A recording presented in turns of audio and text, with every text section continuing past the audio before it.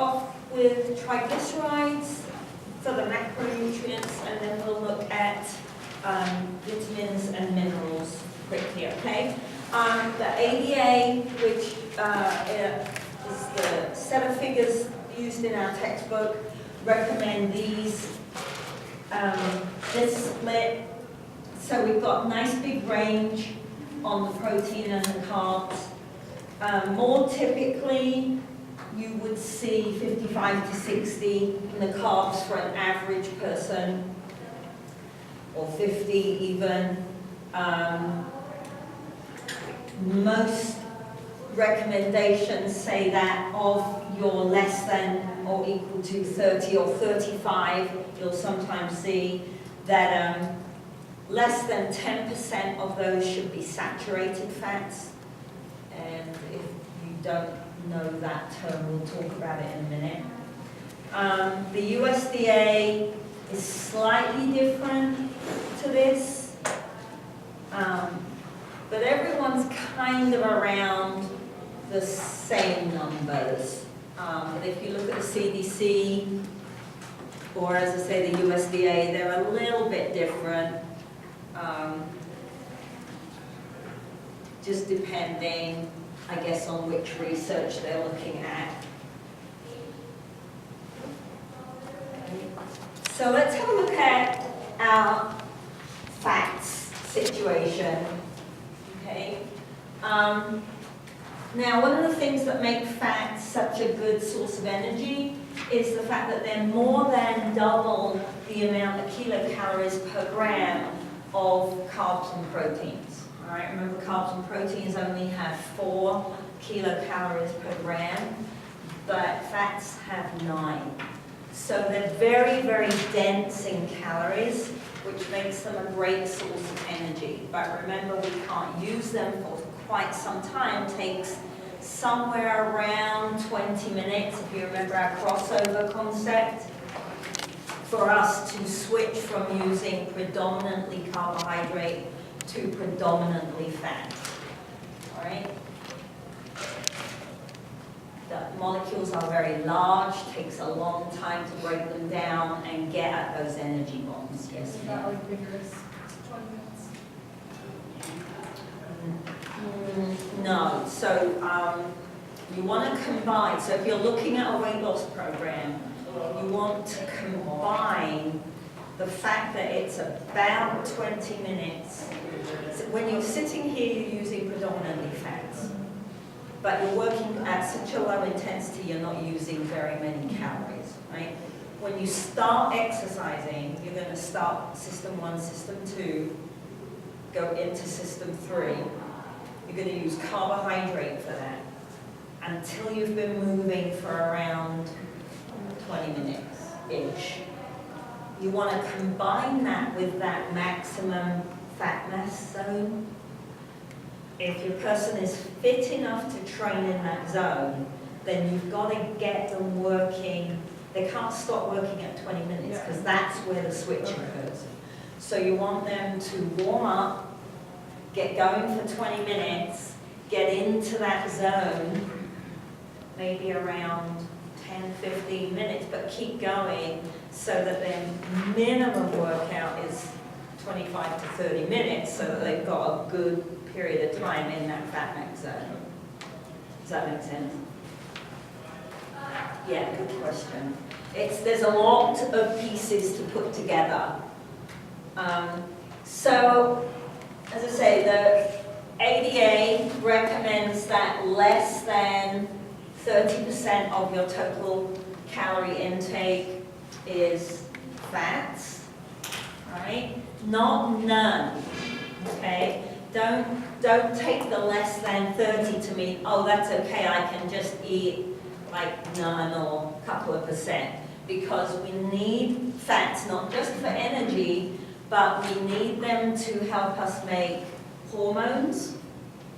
And if you consider that membranes in the body are double lipid membranes, then in order to make cells or fix cells, I need fats available, right?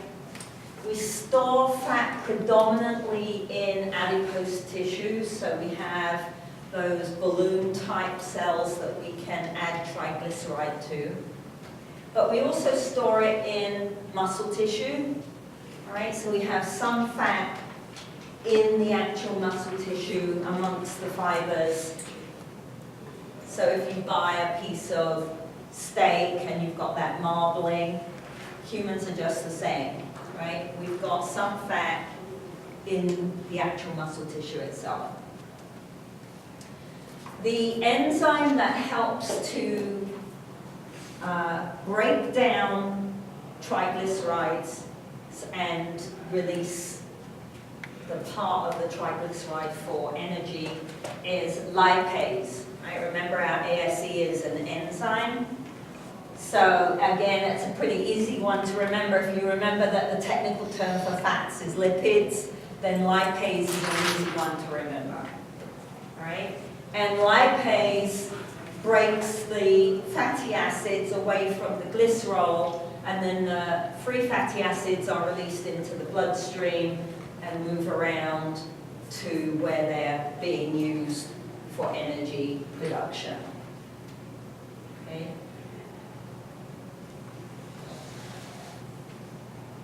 So we want to be a little bit careful, bless you, because a lot of the literature suggests that fats are linked with certain cancers, and particularly with cardiovascular disease, right? So we don't want to just keep them down because there's too much energy, right? If we store them and we fill up those adipose cells, then as adults, if we keep adding extra calories, we will eventually make extra adipose cells. And if you remember from 212, once you've got those adipose cells, they do not go away. All right? So then your only option for fat loss is to empty out the adipose cell and not fill it back up again. But that little demon is always sitting there just waiting to get filled back up, right? So the best form of approach is not to lay down the extra fat cells in the first place, right?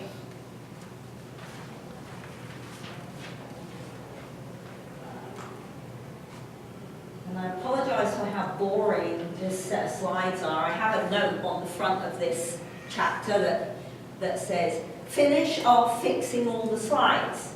Fall 17.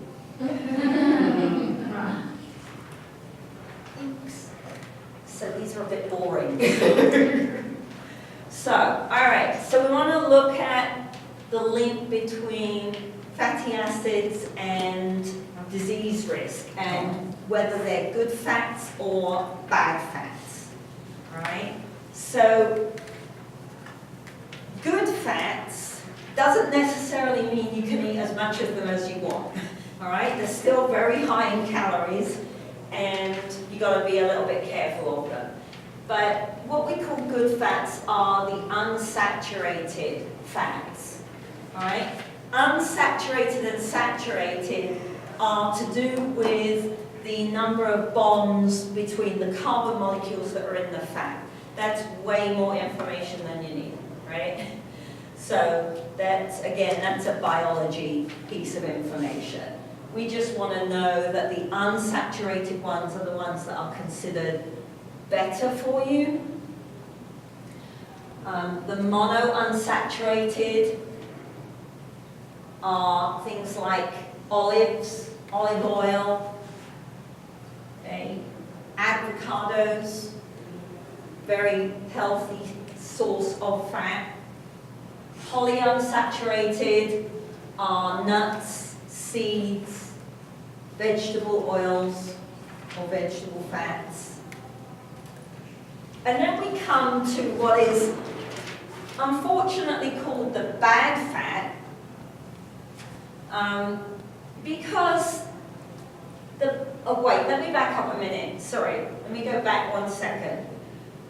When we're looking at the polyunsaturated fats, you will have heard the terms omega-3 and omega-6 fatty acids, all right? They would come under the polyunsaturated fats, and they are considered very beneficial. They've got lots of health benefits, all right? So omega-3s and omega-6s, fatty fishes, so sardines or salmon, right? Those kinds of fishes, the fats that are in them are considered very beneficial for health. Okay, back to saturated. So saturated is unfortunately got the nickname of bad fats. It's the kind of fat that we find in animal sources, so meat, milk, cheese, right? And there's a lot of research that links saturated fats with cardiovascular disease and certain cancers. So the general recommendation is that we should limit the intake of that group, not necessarily cut it out completely, but we want it to be the lower amount of the fats that we're eating, okay? Now, the studies are a little bit tricky when you look at the studies in this area, because the saturated fats tend to have more calories in them than the unsaturated fats. So people who, for example, when you live in ranching land and dairy land, right, then there's quite a lot of advertising that will say this information, this research is incorrect, okay? And the underlying point that gives them the ability to make that argument is that it's difficult to tease out when you look at the research. Was it the increase in calories that was really linked with the cancer or the cardiovascular disease? Or was it the increase in saturated fat? Or is it something else to do with eating red meat and not the fat, right? So there's too many factors all tied up to really tease out the link in their argument, right? I'm not sure that I agree with their argument. I'm going to sit on the other side of the fence because I'd rather play safe than take the risk, right? But it's a little bit like the protein advert. They're not exactly telling a fib when they say these things because the research is not totally clear that it's the saturated fat in red meat that causes the disease. We assume that that's the reason, and the research leans that way, but it's not proof. Does that make sense? All right? So that's how come the dairies and the meat farmers can kind of counteract the health information with their own advertising. Right? Chicken and fish are much lower in saturated fats than beef. Pork's kind of in between. So the recommendation is not to cut out red meat, right? No one is saying don't eat red meat because it's dangerous. But should you eat red meat every single day of the week? Probably not, right?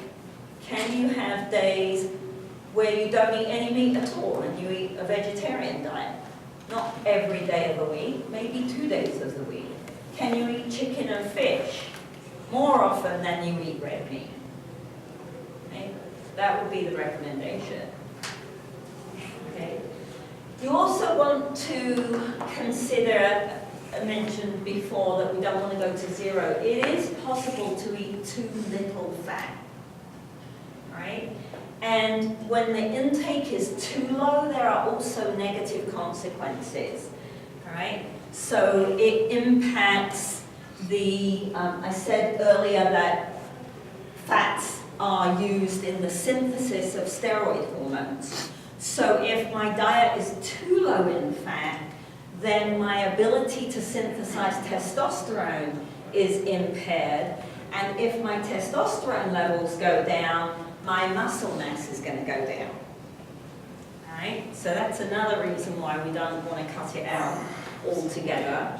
Okay, I've seen, I had a friend in school who was anorexic, and she ate only carrots, and I'll come back to her in a minute, but only carrots and like red apples. And she could peel her nails, right? Because your nails require fats to make the cells and keep them healthy, same as your hair, right? So her hair was flat, and she could literally just peel a layer off her nails, all right? That's not healthy. This is not how your body is supposed to work, all right? So you can eat way too little fat. Strength athletes should be eating, you know, at least 20 to 25, 20%, maybe 25% fats, including some saturated fats, right? Because they want that testosterone level, they want their steroid hormones.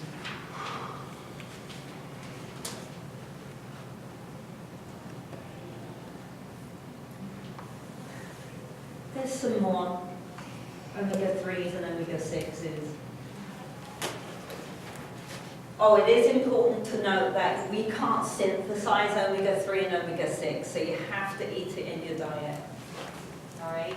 So you've got to find a way, if you have athletes or students who are vegetarian or vegan and they won't eat fatty fishes, then they need to find some vegetable sources of omega-3 and omega-6.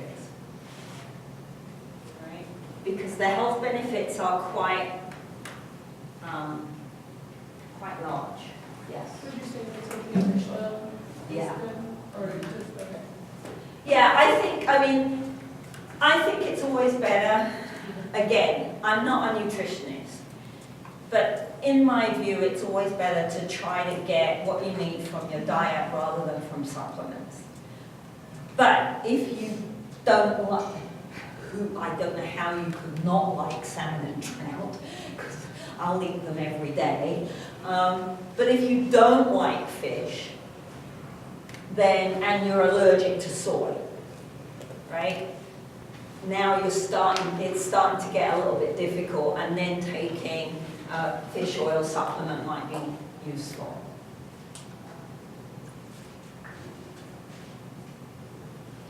Okay.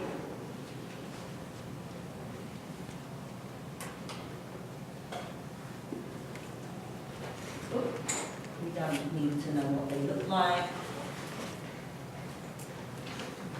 All right, so high-fat diets. So a high-fat diet would be considered something, you know, maybe 55 to 85% of your diet. Something like the Atkins diet has a very high fat content.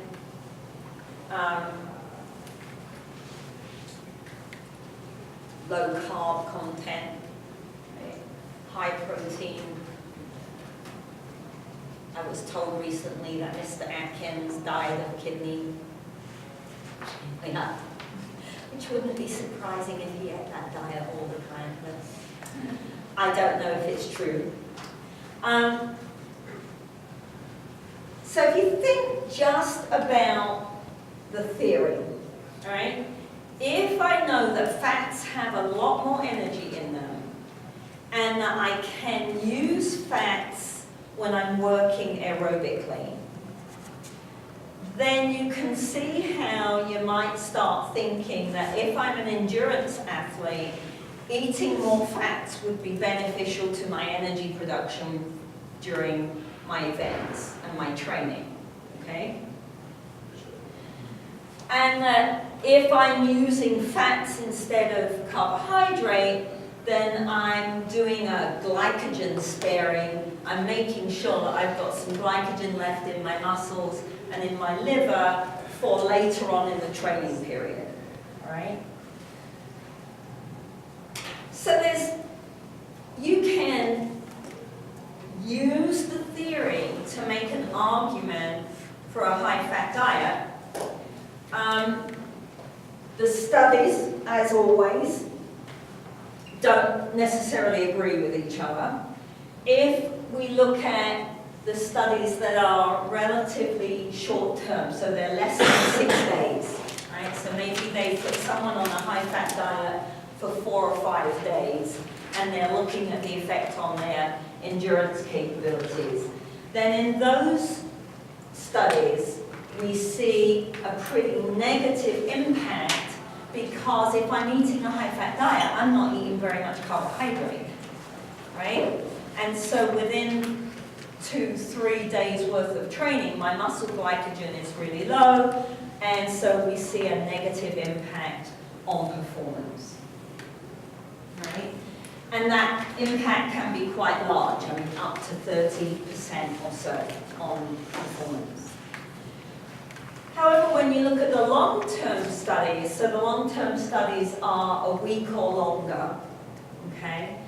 The results are a little more difficult to interpret, because if you're looking at high-intensity exercise, then we see a decrease in performance, because high-intensity exercise can't use fat as an energy source. It uses carbohydrate as an energy source, right? So that is logical. But when you look at the studies where the exercise was more moderate, then they saw a little bit of improvement over time. Okay?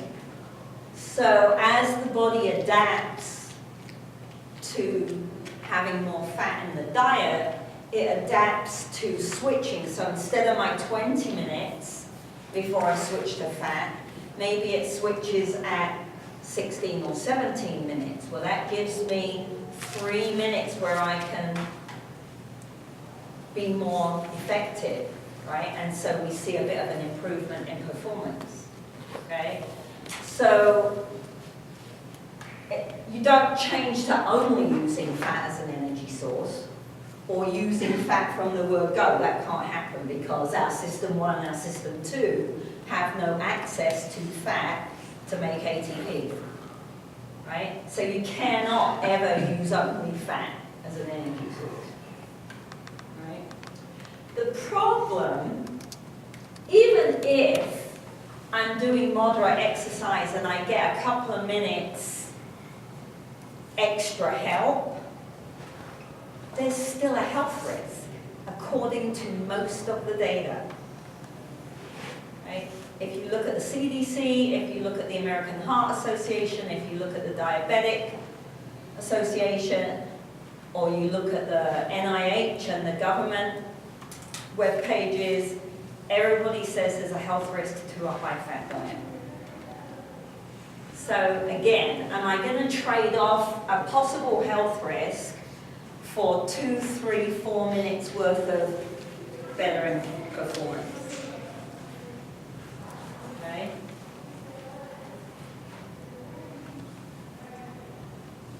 All right. Questions on macronutrients.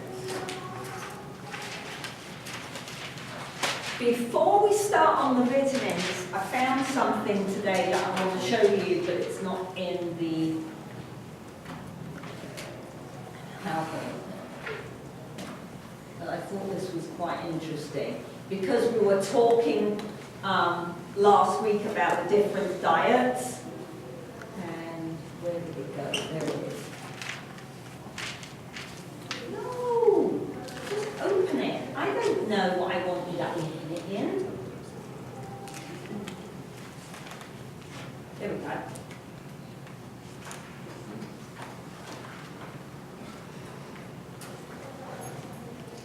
So, just thought this was interesting because it it's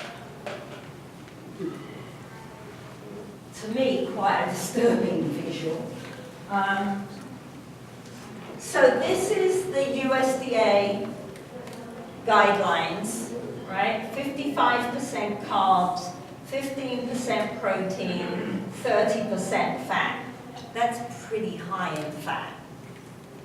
I would be tempted to go 20-25 here and add those extra, most of them to the carbs and some of them to the protein. I don't do enough strength work anymore to need a lot of protein. Although there's quite a lot of literature on women after menopause needing more protein to maintain muscle mass. So, however, here's our paleo diet, which only has 25% carbs, 35% protein, and 40% fat. That's way more fat than any of the recommendations, right? And that amount of protein, as we talked about, remember our 2 grams per kilogram per day. That 35%, unless you're a large guy, is probably going to put you over the health risk figure for protein. So, the keto is even worse. Right? So according to this graphic, the keto on average is a 5% carbohydrate, a 65% fat, and a 30% protein. So I would not eat that if I were you. I don't think that's healthy. But I don't even know what the Banting is. I have to say, I've never heard of that one. That's just an average low-carb diet. But again, see, if you're not eating the carbs, where is that percentage? You have to have 100%. So it means that you're overeating your proteins and your fats when you cut your carbs down this much.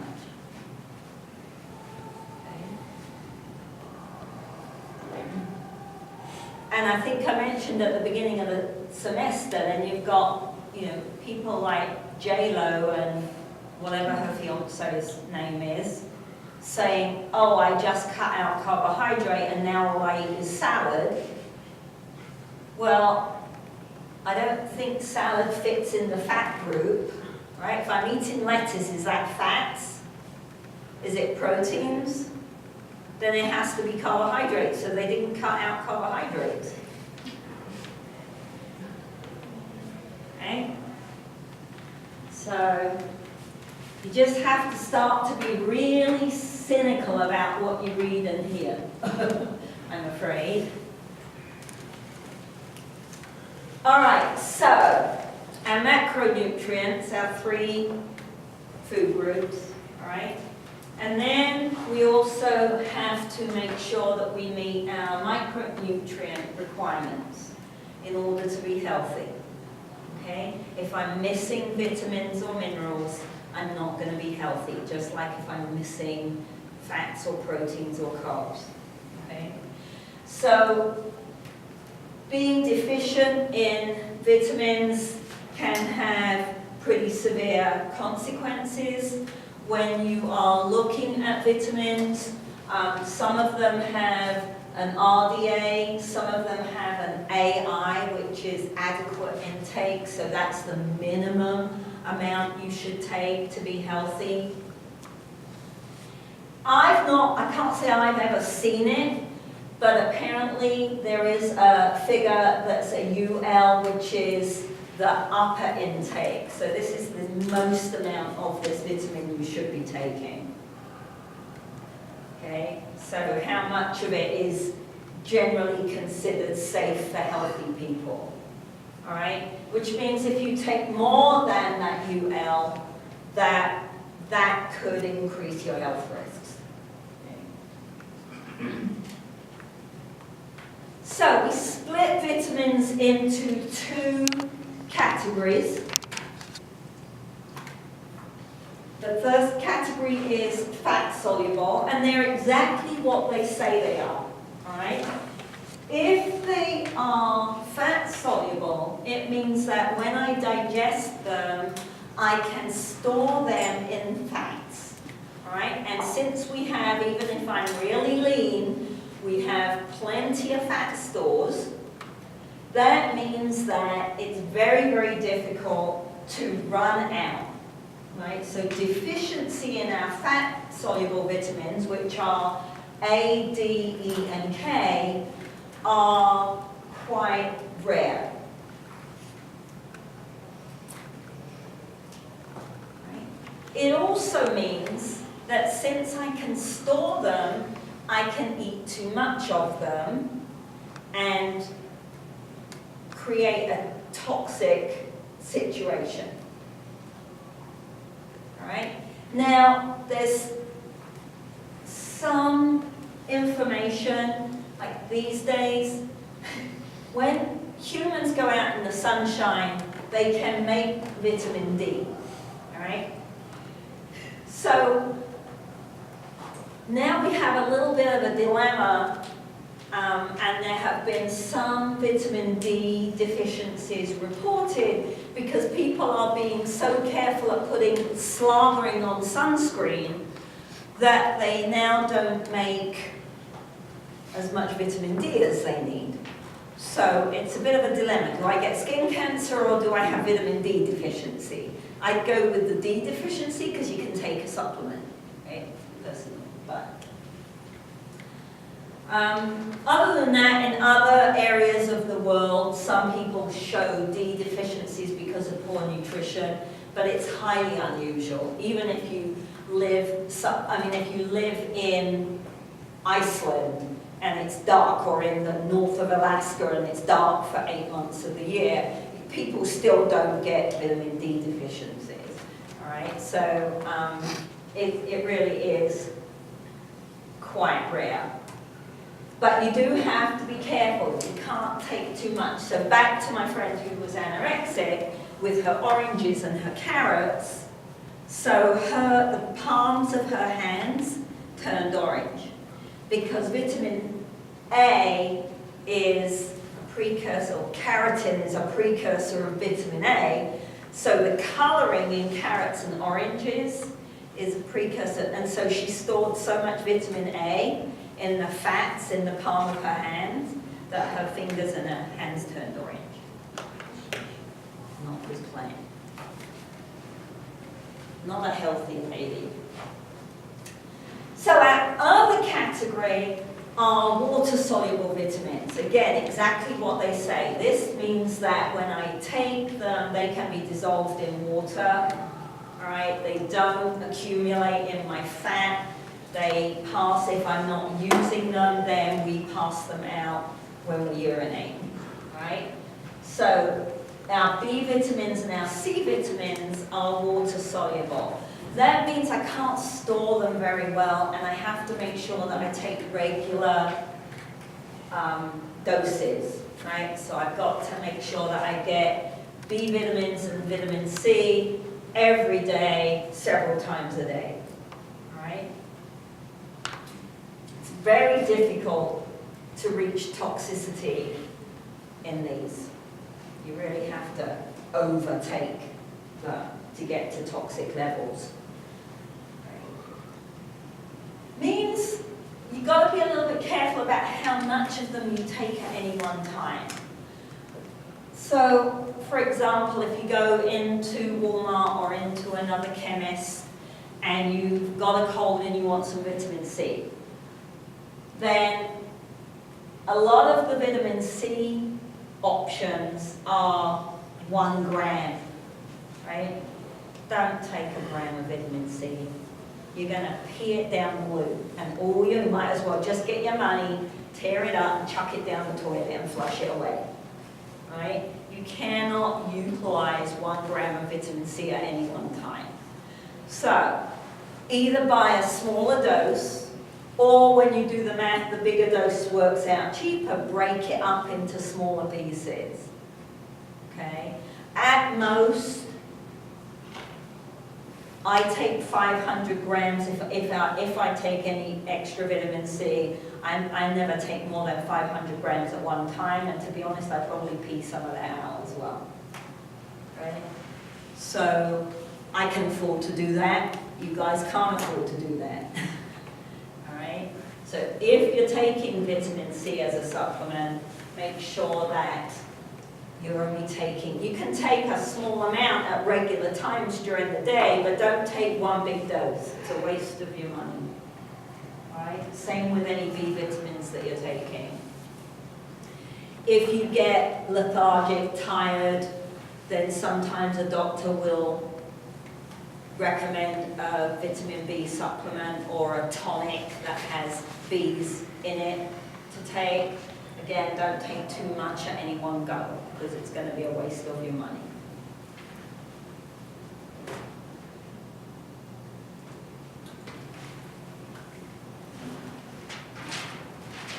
So we don't have information on the interaction of all the vitamins that we know about and physical activity and exercise, but there is some research on some of them.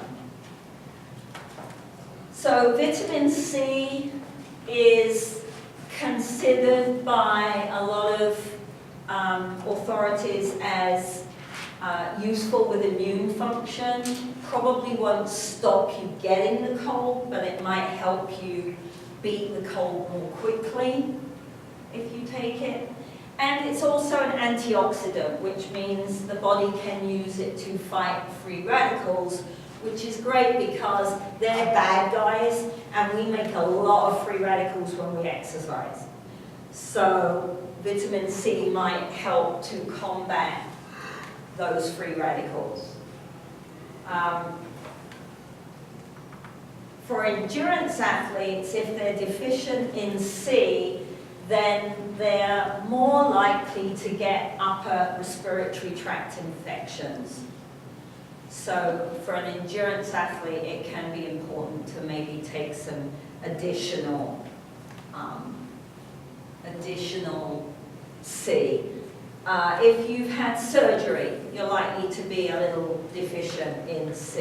If you smoke, then that can impact vitamin C absorption. If you take an oral contraceptive, depending upon the type, that can also impact vitamin C absorption, so you might need a little bit more. Okay? So free radicals are molecules that are created sometimes because of something we're exposed to in the environment. But as I said, internally we make a lot of them when we are training and exercising, and so there's a possibility, but again the research is really iffy, that taking vitamin C might aid recovery because it helps with the helps to combat the free radicals and decrease the amount of injury that's done to the muscle tissue by the free radical. But again, at the moment, the research is a little unsure, at least the stuff I've read. Dr. Butler might be more up to date, which reminds me I have to tell you something he said to me Friday. And if it helps with recovery, it may decrease DOMS, our delayed onset muscle soreness. All right.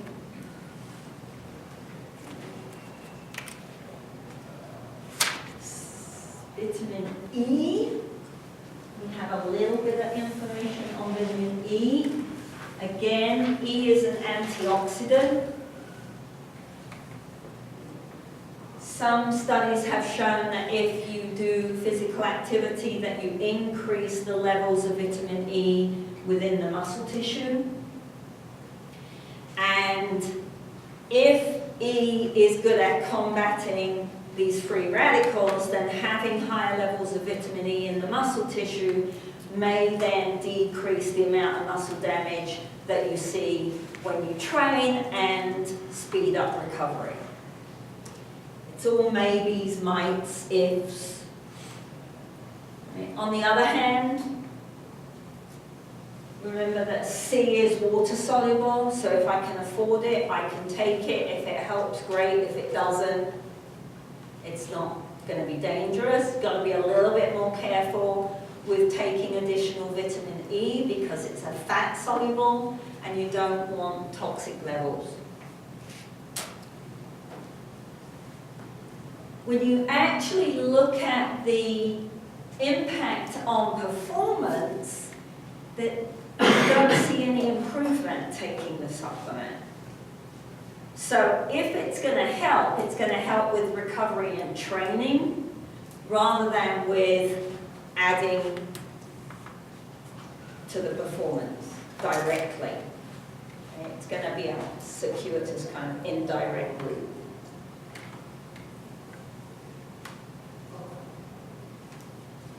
Okay? Now, one of the items I like to talk about here is the link between your immune system and stress, okay?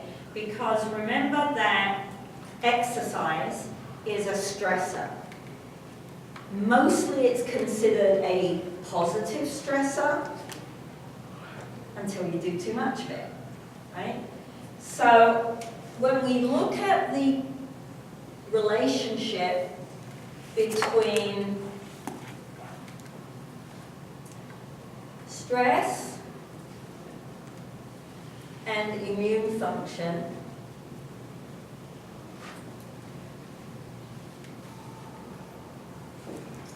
we have quite an interesting picture when we start looking at athletes, okay? So here's low, moderate, high.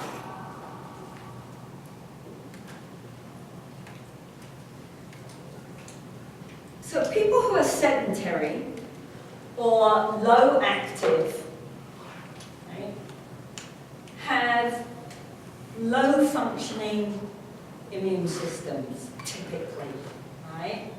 So we get that kind of picture, okay? People who exercise a lot, hard, regularly, without enough rest, also have low functioning immune systems. This is one of the reasons why endurance athletes get respiratory infections quite easily, all right? If you run a marathon, at the end of the marathon, there's like heaps of people. You want to get away from people as quickly as you can because the end of a marathon, you've done a lot of work. You have stressed your body a lot. Your immune system is relatively low, and that's when you can pick up anything anybody's got in that big crowd. So you want to get out of the crowd as quick as you can. Right? Now, if, however, I exercise moderately on a regular basis, then we see that moderate exercise improves immune function. Okay? So we have this inverted U relationship.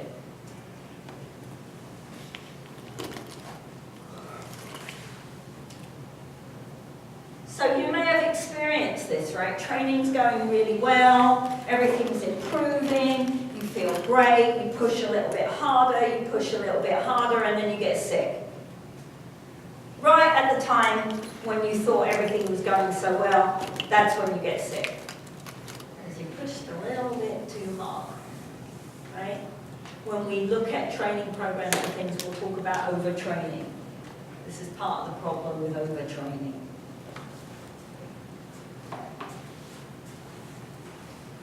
What I thing to consider is that the x-axis is not exercise, it's stress, okay? Your body responds to stress exactly the same way. It doesn't matter what the stress is, your body does the same thing, right? It releases cortisol, which up to a point is good for the immune system, and then depresses the immune system, right? Among other things that are released when we're stressed, okay? So, here's an interesting thing I think that we have to take into account, especially if we are training athletes for competition, all right? Is that as the coach, I know how much stress I am applying to my athletes within my training program.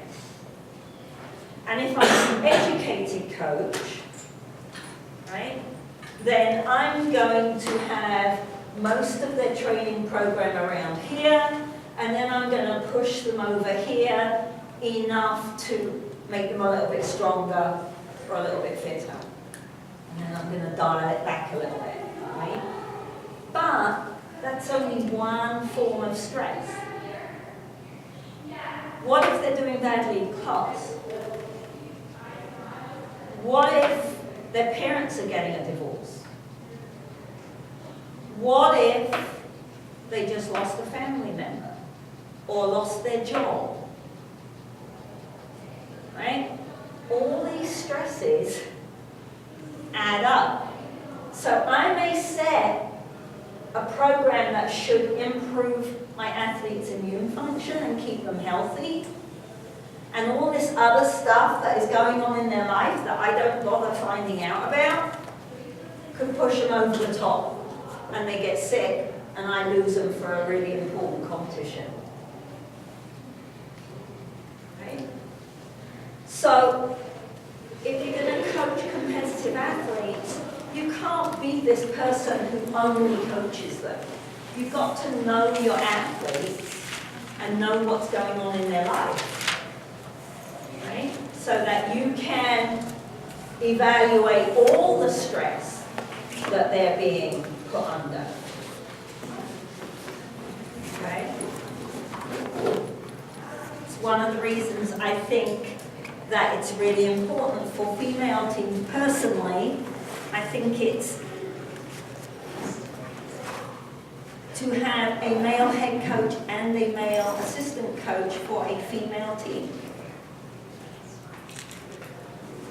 It's disgraceful. Because can that male coach really know everything that's going on in those girls' lives? No. He's a guy.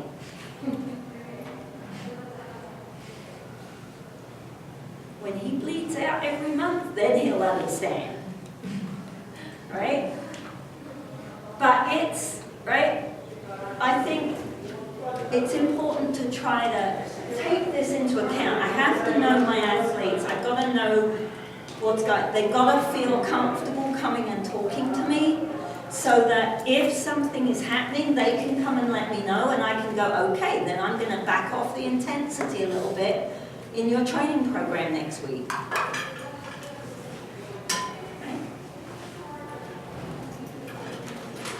Okay. I suspect I haven't quite finished.